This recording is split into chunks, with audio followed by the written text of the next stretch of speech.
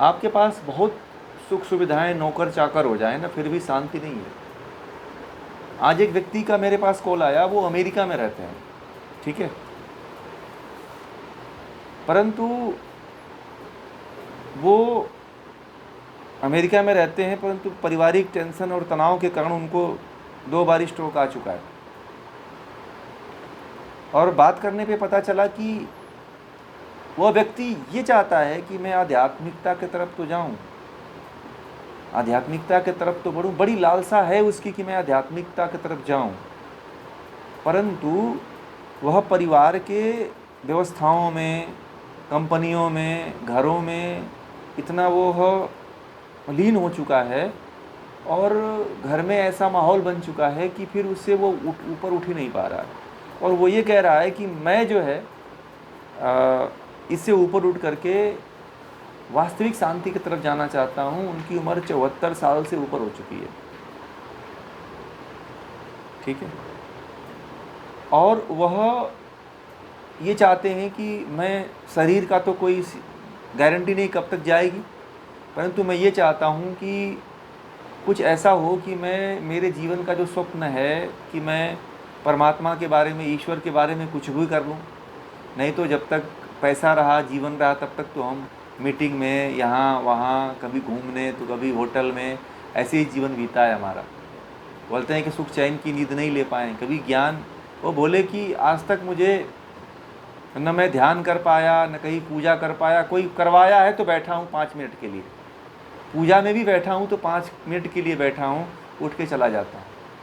Company का काम है, मीटिंग है, इतने का नुकसान हो जाएगा, ऐसे ऐसे बता रहे थे। तो जीवन की वास्तविकता का किसी को पता नहीं है। बोलिए सुनील जी, कुछ बोल रहे हैं। प्रणाम प्रणाम।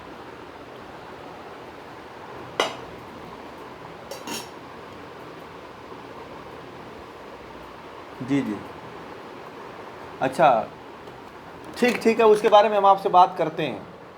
आप फ़ोन कर लीजिएगा, है ना, आप फ़ोन करिएगा। हाँ, और तो जीवन की वास्तविकता में जाने के लिए जो है, यह बहुत ज़रूरी है कि आप कहीं ना कहीं आध्यात्म को पकड़ के रखिए।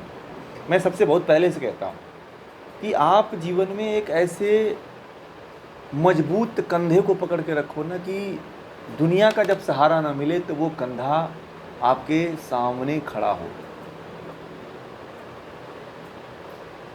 ठीक है। और एक दिन सबके साथ ये होना है कि दुनिया का सहारा कभी नहीं मिलेगा आपको, दुनिया कभी कंधा नहीं देगी आपको। वो कंधा देने वाली बात छोड़ दीजिए, मरने के बाद कोई नहीं जानता कि कौन कंधा दिया, कौन लेके गया, कौन जलाया, ठीक है। बहुत लोग इसी कंधे के पीछे पड़ते हैं। ज्ञान वाला जो कंधा है, उस कंधे को पकड़ के रखिए, ठीक है। वो कंधा यदि मजबूत रहा तो आप पहुंच जाओगे जहां पहुंचना है, ठीक है।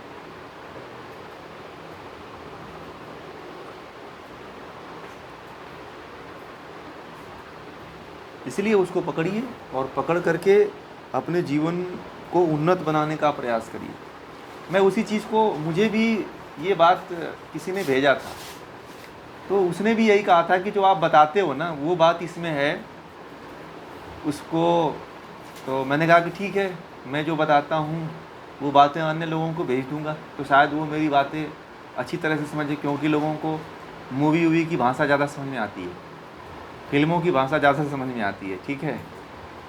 तो इसीलिए मैंने कहा आप लोगों को कि आप लोग ज़रूर दें।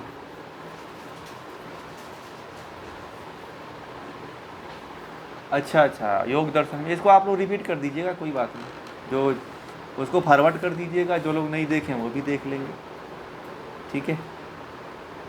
और सांख्य जो है, सांख्य के बाद हम ना सोच भेज देंगे, आज भेज देंगे, कोई डाल दीजिएगा। इसके बाद जो है हम वेदांत शुरू करेंगे, वेदांत, हाँ डाल दीजिए। इसके बाद जो है वेदांत शुरू करेंगे, कि वेदांत शुरू करेंगे तो गीता फिर उपनिषद शुरू करेंगे, तो ये तीनों कॉम्बिनेट हो जाएगा, ठीक है। फिर जो है न्याय वैशेषिक और ये जो फिर आगे लेके चलेंगे, ठीक है, क्योंकि गीता के बाद जो है मुझे लगता है कि यदि आप उपनिषद और दर्शन को वेदांत को पढ़ते हैं तो ज़्यादा बेटर रहेगा। ठीक है, क्योंकि सांख्य पढ़ना बहुत ज़रूरी है, क्योंकि मैं सांख्य ही हमारा मूल आधार है, इसीलिए सांख्य आप लोगों को पढ़ाया मैं। सांख्य एक ऐसा रास्ता है कि हर गली से होके गुजरता है, हर शास्त्र में होकर के गुजरता है। ठीक है, इसीलिए इसको पढ़ाया। बाकी उपनिषद यदि पढ़ाएंगे तो उपनिषद अब आप लोगों को क्लियर रूप से समझ में आएगा। ठीक है ना। और आप लोगों को उपनिषद यदि पढ़ना होगा तो इस समय ना पढ़ के अगर दूसरा कोई टाइम हो तो उसमें भी पढ़ सकते हो आप